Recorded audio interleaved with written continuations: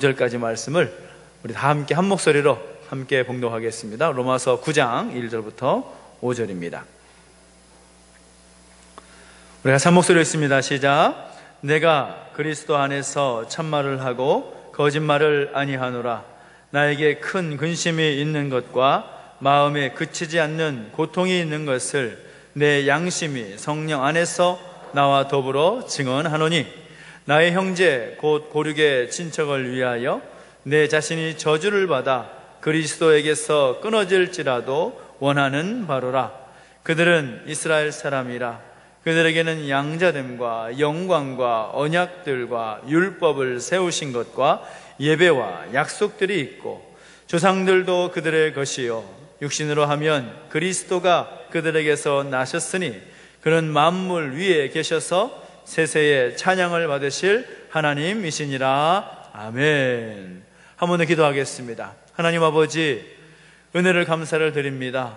우리 가운데 하나님의 마음을 주시기 위하여 귀한 말씀으로 우리에게 주심을 인하여 감사를 드립니다.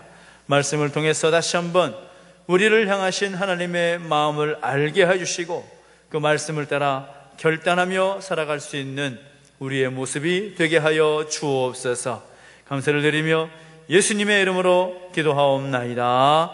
아멘. 할렐루야.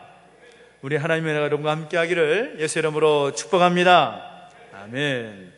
그동안 우리가 함께 사랑이라는 말씀을 가지고 함께 말씀을 나눴고, 이제 오늘부터 다시 로마서 말씀으로 돌아가서 함께 말씀을 나누고자 하는데요, 우리 지난 몇 주간 동안 국내에서 또 국내외에서 발생한 여러 가지 일들로 인해서 이 가슴 아픈 그런 시간들이 계속되고 있습니다. 저뿐만이 아니라 또 그런 모습을 함께 보는 이 자리에 있는 모든 분들이 저와 같이 함께 안타까운 마음을 갖지 않을까 생각을 해보게 되는데요, 그 중에 대표적인 그런 영역이 바로 정치 영역이라고 할 수가 있을 겁니다. 제가 정치적인 성향을 말하고 여러분에게 말씀드리고자 하는 그런 의미가 아닙니다. 우리를 위협하고 있는 그런 외부적인 요인들도 많을 텐데, 우리 안에서 그 심각한 갈등의 모습이 보이고 있다는 거죠.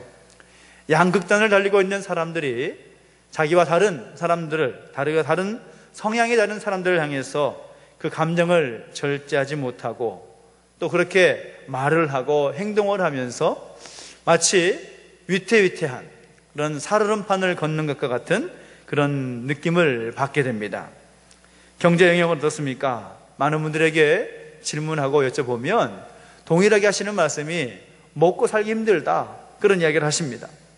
그래서 누군가는 지금의 이 상황이 이 디플레이션과 같다라고 말씀하시는 분도 계시고, 또 어떤 분들은 그 정도는 아니다 라고 말하면서 하시는 분도 있는데, 여하튼 간에 분명한 사실은 쉽지 않은 그런 경제적인 상황이다라는 것을 알게 되면서 국민들이 불안해하는 거죠.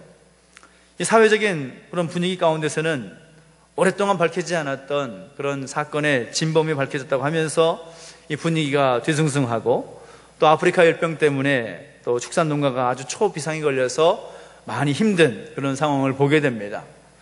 올 여름에는 유독 이 태풍이 많이 지나가게 되면서 그 태풍 때문에 또 사람들이 많이 또 다치고 또 물질적인 그런 피해가 가는 것을 보면서 올해 참 다사다난했던 그런 이야기들이 계속해서 끊이지 않는 모습 보면서 불안해하고, 또 종교적인 영역을 봐도 한기총이라든지 명성교 사탕이라든지 그런 것들을 직간접적으로 보게 되면서 그 제대로 정리되지 않은 모습들 때문에 이 사회 가운데 좋지 않은 영향력을 미치는 모습들을 보게 될 때가 많이 있습니다. 제가 얼마 전에도 또 알고 있는 사람들과 지내면서 또 이야기를 하던 가운데 갑자기 그런 얘기를 하더라고요. 교회가 왜 그러냐고, 믿는 사람들은 안 그래야 되는 거 아니냐고 하면서 말을 듣는데 제가 할 말이 없습니다. 그 정도로 참 심각한 영향이 사회 가운데 흘러가고 있다는 것을 보게 된다는 겁니다. 그런 말씀드렸던 모든 모습들이 우리 나라 가운데, 이 민족 가운데 나타나고 있는 모습 볼 때 그것이 정말 전부가 아니라는 것을 여러분 잘 아시고 계실 겁니다. 빙산의 일각에 불과하다라는 거죠. 그런데 그런 이야기, 그런 류의 이야기를 들을 때마다 여러분의 마음 가운데 어떤 반응이 생기십니까? 아마 저는 그런 이야기를 들을 때마다 한 가지 이야기를 접하게 될 때마다 제 마음 가운데는 휴 하면서 그 한숨 섞인 푸념, 그리고 그 안타까운 마음이 제 마음 가운데 드는 것을 보게 됩니다. 왜 이렇게까지 되었을까? 이런 상황에서 어떻게 해야 할 것인가? 라는 생각을 하게 된다는 겁니다. 그러면서 때로는 화가 막 치밀어 오르고 속에서 분노가 치밀어 오르는 생각들을 보게 됩니다. 왜 그럴까요? 왜 화가 나고 왜 분노가 일어나겠습니까? 그것은 이 나라와 이 민족에 대한 기대에 미치지 못하는 그런 모습 때문에 화가 나고 분노가 일어나고 그런 좋지 않은 생각들이 드는 거죠. 이 나라와 이 땅에 살아가면서 나라와 민족에 대한 그런 기대감, 그런 애정이 있기 때문에 적어도 이 나라가, 적어도 이 민족이 이래서는 안 되는데 라는 그런 기대감이 있기 때문에 그런 감정이 생기는 것이라고 저는 생각합니다. 만약에 그런 기대감이 없다면, 또 이 나라와 이 민족에 대한 그런 애정이 없다면 감정 자체가 생길 리가 없을 것입니다. 나라가 어떻게 되든 간에, 사람들이 어떤 생각을 가지고 어떤 말을 하던 간에 그저 물에 수 탄 듯, 술에 물 탄 듯 그냥 어영부영 넘어가면 그만이지 않겠습니까? 내가 살아가고 있는 이 나라와 이 민족에 대한 마음이 나에게 있기 때문에 그런 안타까운 감정, 그 마음이 생기는 것이라는 겁니다. 사도 바울도 자신이 속한 이 나라와 민족을 생각해 볼 때 그런 안타까운 마음이 생겼다라는 것을 오늘 본문을 통해서 확인할 수가 있습니다.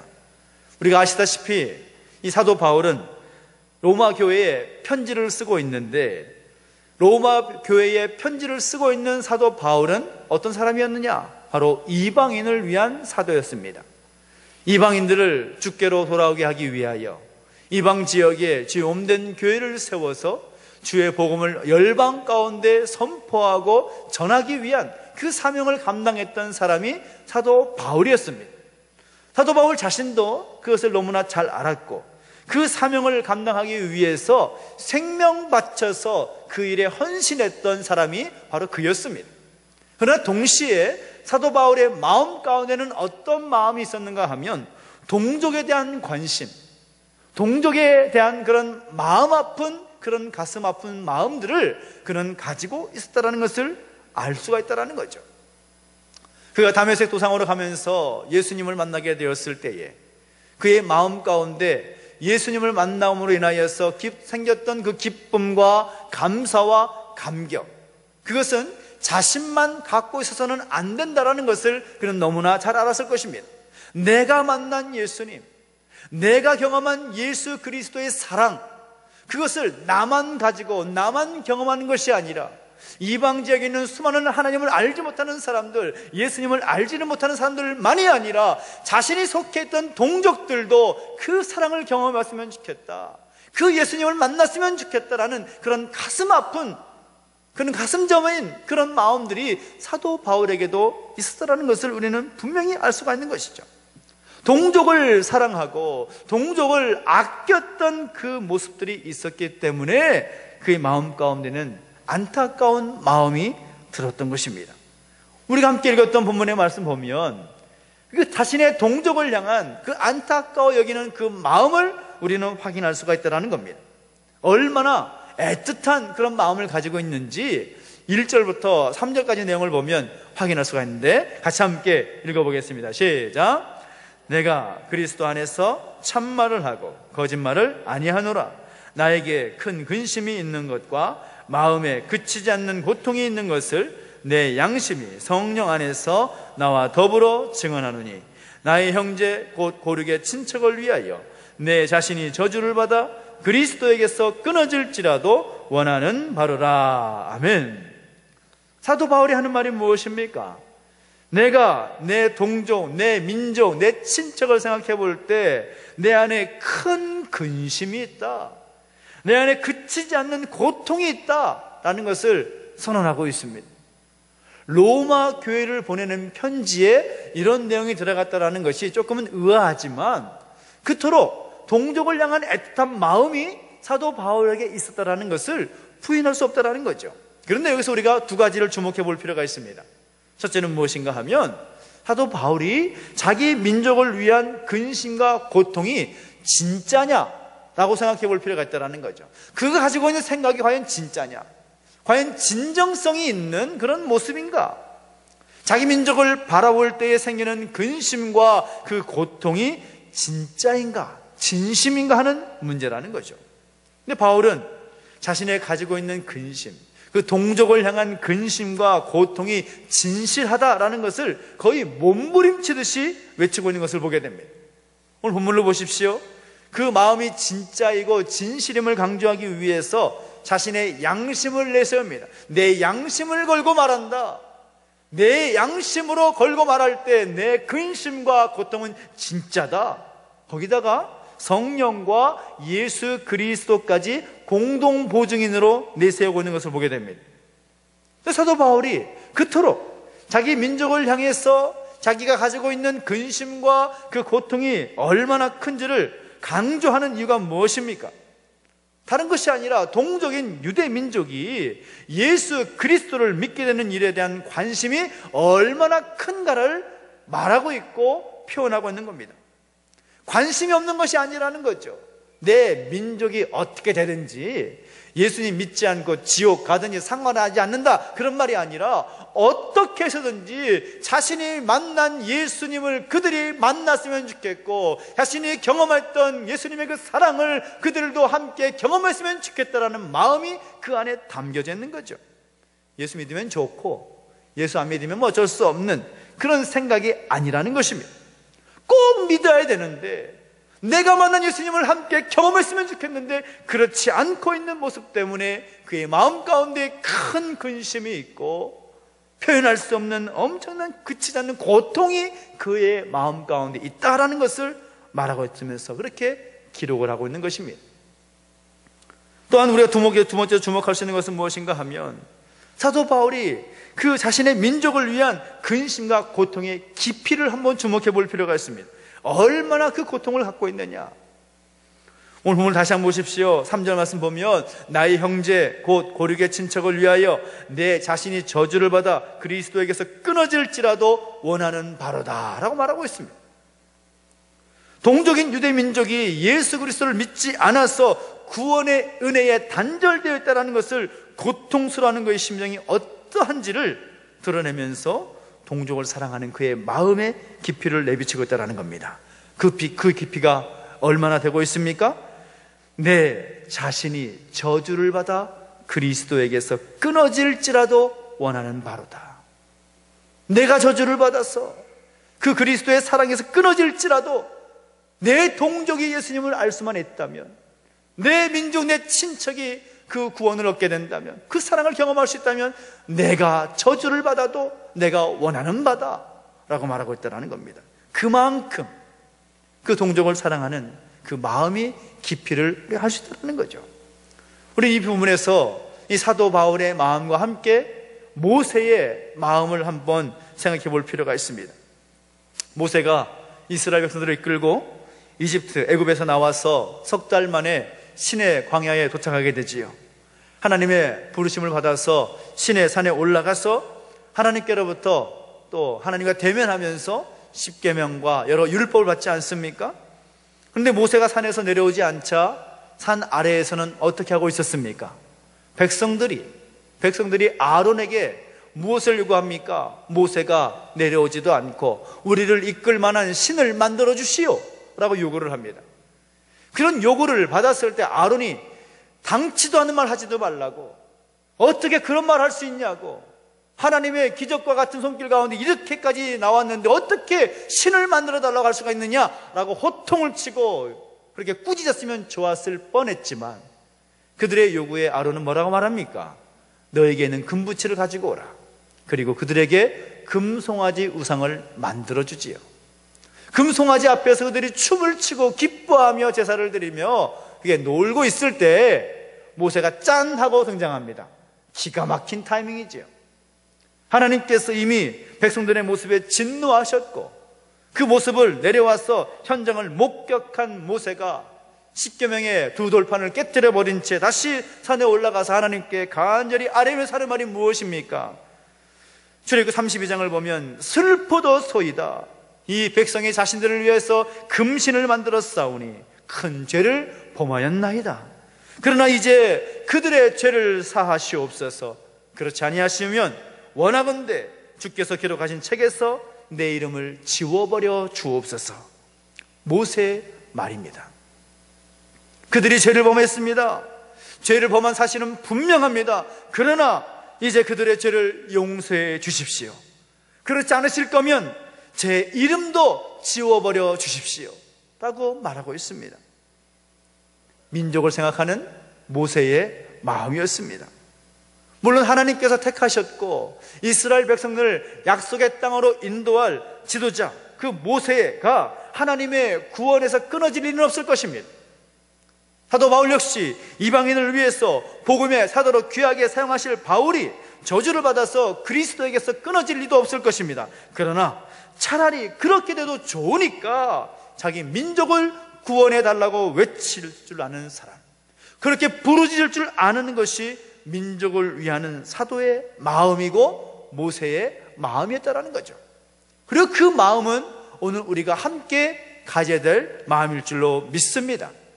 자기가 속한 민족이 예수님을 믿지 않는 일로 인해서 크게 근심하고 마음에 그치지 않는 고통을 갖는 것은 당연한 이유가 있는 거죠.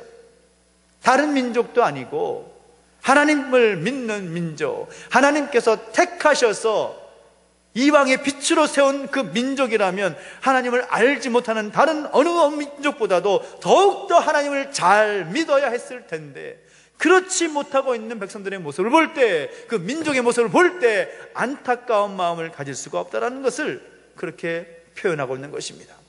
그러면서 사도 바울이 말하고자 하는 것은 무엇인가 하면, 우리 민족이 어떤 민족이냐, 우리 민족이 하나님께로부터 놀라운 역사적인 특권을 가진 민족이 아니냐, 그런데 어떻게 그럴 수 있느냐고 말하면서 역사적 그들이 받은 특권을 4절부터 5절까지 이야기하는데, 같이 한번 읽어볼까요? 시작. 그들은 이스라엘 사람이라 그들에게는 양자됨과 영광과 언약들과 율법을 세우신 것과 예배와 약속들이 있고 조상들도 그들의 것이요 육신으로 하면 그리스도가 그들에게서 나셨으니 그는 만물 위에 계셔서 세세의 찬양을 받으실 하나님이시니라. 아멘. 이 말씀 안에 자신이 속해 있는 유대 민족에게 주어진, 하나님께서 그들에게 허락하신 역사적인 특권을 말하고 있습니다. 그들은 이스라엘 사람이라 라고 말하고 있습니다. 이 말은 그저 수많은 민족의 이름들 가운데 단순한 하나의 이름이 아니라는 거죠. 하나님의 택하신 백성이다 라는 말입니다. 알다시피 이스라엘은 야곱의 새 이름입니다. 아브라함과 이삭을 거치면서 계속해서 반복적으로 확인되어 왔던 하나님의 약속이, 언약이 드디어 실현된 이름이 이스라엘입니다. 언약 백성이라는 뜻인 것이죠. 하나님과 맺은 언약 백성이다라는 것은 정말 특권 중에 특권이라고 할 수가 있을 겁니다. 말씀 보니까 또 그들에게는 양자됨이 있다라고 말하고 있습니다. 출애굽기 44장 22절을 보면 하나님께서 모세에게 말씀하실 때 이렇게 말씀합니다. 여호와의 말씀에 이스라엘은 내 아들 내 장자라 하라 라고 말하고 있습니다. 실제로 하나님께서 이스라엘 민족을 하나님의 백성 삼으셨고 하나님의 자녀 삼으셨다라는 거죠. 하나님의 자녀로 삼으심, 얼마나 큰 특권입니까? 또 바울은 그들에게는 영광이 있다라고 말하고 있습니다. 이스라엘 백성들은 하나님의 영광을 체험하고 하나님의 영광 가운데 지내온 백성이라 할 수가 있습니다. 그들이 출애굽하여서 광야길을 걸을 때에 하나님께서 그들을 인도하시면서 보여준 사인이 무엇입니까? 낮에는 구름 기둥으로, 밤에는 불 기둥으로 하나님의 영광 가운데 그들을 보호하시고 인도하셨습니다. 시편기 내용을 보면 시편기자가 뭐라고 말합니까? 하나님께서는 졸지도 아니하시고 주무시지도 아니하시면서 지키시는 민족이 자기의 백성 곧 이스라엘이라고 말하고 있습니다. 하나님의 지키시는 영광, 하나님이 인도하시는 그 영광이 그들에게 있다라는 거죠. 얼마나 큰 특권입니까? 또 바울은 뭐라고 말합니까? 그들에게는 언약이 있다라고 말합니다. 하나님께서 그들의 조상인 아브라함과 맺은 언약을 맺으셨고, 또 시내산에서 모세와 함께 그 언약을 다시 한번 확인하셨고 맺으셨고, 또 다윗과 더불어서 이스라엘과 언약을 맺으셨습니다. 유대 민족은 어떤 민족인가 하면 하나님과의 언약을 소유한 유일한 민족이라는 것이죠. 또 그들에게 무엇이었다고 말합니까? 율법을 세우셨다고 말하고 있습니다. 유일하게 이스라엘 민족에게만 율법이라는 것을 허락해 주셨습니다. 그들이 제사장 나라의 거룩한 백성으로서 살아가기 위해서 중요한 기준이라고 할 수가 있는 율법을 그들에게만 허락하셨습니다. 또 무엇이 있다고 말합니까? 예배가 있다고 말합니다. 그 예배의 모범, 하나님을 어떻게 예배할 것인가, 하나님을 어떻게 제사할 것인가, 그 기준을 그 백성들에게만 말씀해 주셨고 세워주셨습니다. 그들에게 또 무엇이 있다고 말합니까? 약속들이 있다고 했습니다. 수많은 약속, 너희가 내 백성으로 이렇게 살아가면 내가 이렇게 할 것이다 라는 약속의 말씀을 그들에게 허락하셨습니다. 그리고 그 약속을 받았던 조상들이 그들에게 있다라고 말하고 있습니다. 그 조상들을 통하여서 이제 육신으로 하면 그리스도 곧 메시아가 그들에게서 나오셨다라고 말하고 있습니다. 얼마나 큰 특권입니까? 근데 이 엄청난 특권을, 그 역사적인 특권을 말하면서 사도 바울의 마음 가운데는 두 가지의 마음이 있었을 겁니다. 첫째는 무엇일까요? 어떤 마음이 있었을까요? 그런 특별한 특권을 받은 백성이고 민족인데 마땅히 어느 민족보다도 어떤 사람들보다도 하나님을 더 잘 믿고 예수 그리스도를 믿고 살아가야 될 사람들이 그렇게 믿지 못하며 살지 못하는 사람들의 모습들을 보면서 사도 바울에게는 안타까워 여기는 그 슬픈 마음이 있을 수밖에 없는 거죠. 그렇게 많은 특권을 받은 사람들이, 그렇게 큰 특권이 있는 백성인데도 불구하고 그 하나님의 언약의 말씀들이, 그 약속의 말씀들이 예수 그리스도를 통해서 완전히 실현됐음에도 불구하고 더 잘 믿지 못하는 백성들의 모습을 보면서 더 오히려 예수님을 외척하고 그 예수님을 믿는 사람들을 핍박을 하고 복음을 전하는 일에 방해까지 하는 그들 때문에 사도 바울의 마음에는 근심과 고통이 그치지 않았던 것입니다. 또 한편으로는 그런 특권을 열거하면서 사도 바울에게는 그런 마음이 있었을 것 같습니다.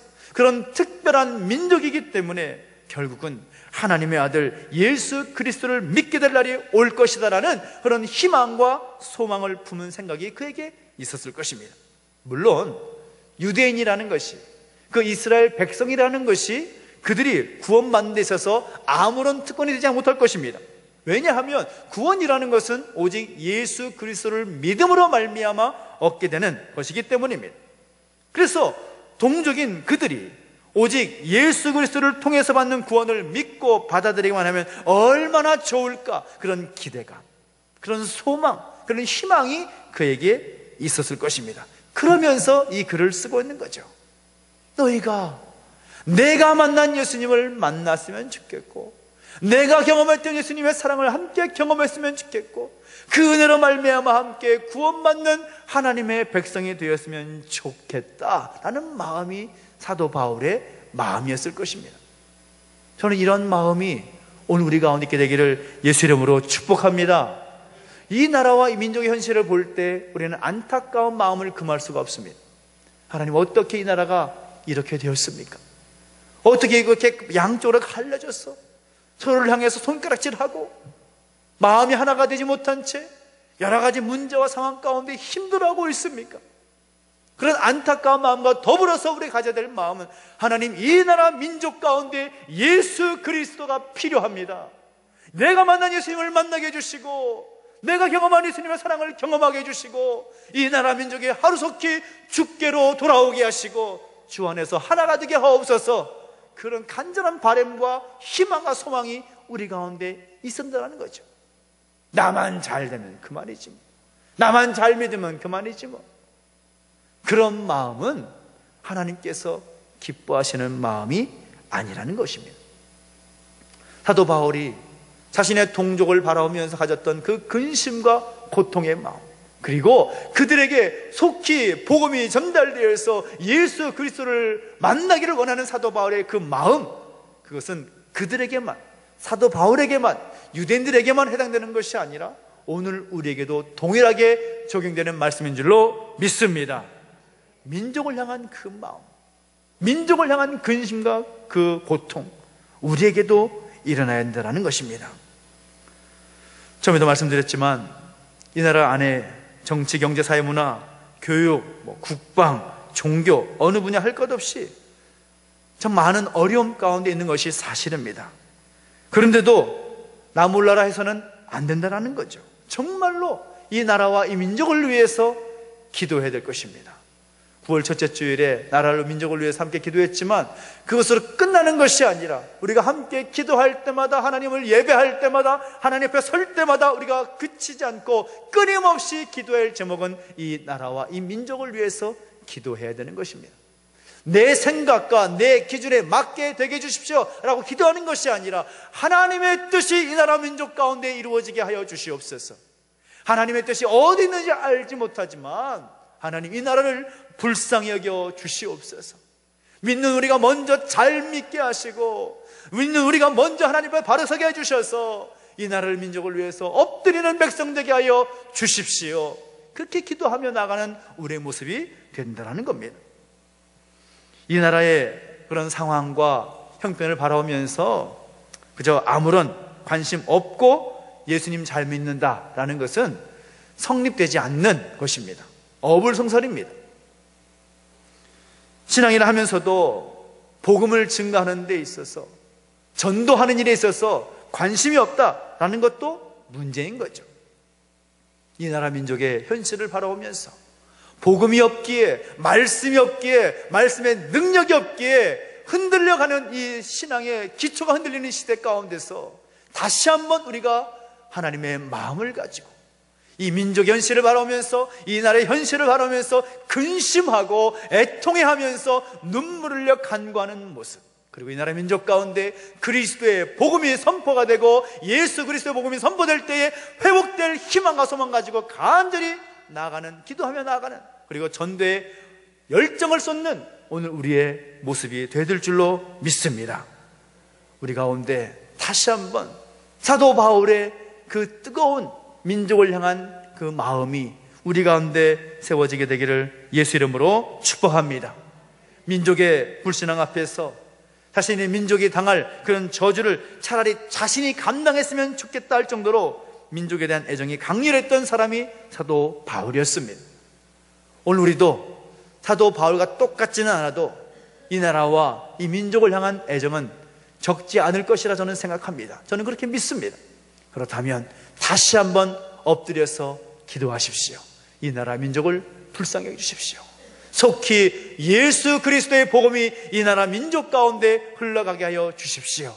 기도하고 또 내가 복음 들고 나아가서 믿지 않는 수많은 가족들과 친구들과 이웃들과 사람들을 향하여서 복음을 선포하고 증거하며 주께로 인도할 수 있는 놀라운 역사가 오늘 우리 가운데 세워지게 되기를 예수 이름으로 축복합니다. 기도하겠습니다. 우리가 성기도하실 때 말씀을 기억하면서, 하나님, 오늘 내가 이 나라와 이 민족을 가슴에 품고 얼마나 기도했습니까? 한 생명 한 생명 가슴에 품고 우리가 얼마나 기도했습니까? 얼마나 복음을 전하기 위해서 수고했습니까? 우리의 연약함과 우리의 부족한 모습을 주 앞에 내려놓고 함께 회개하며 기도했으면 좋겠습니다. 하나님, 내가 그토록 부족한 사람이었습니다. 이 나라 민족의 현실을 바라보면서 화를 내고 손가락질하고 비판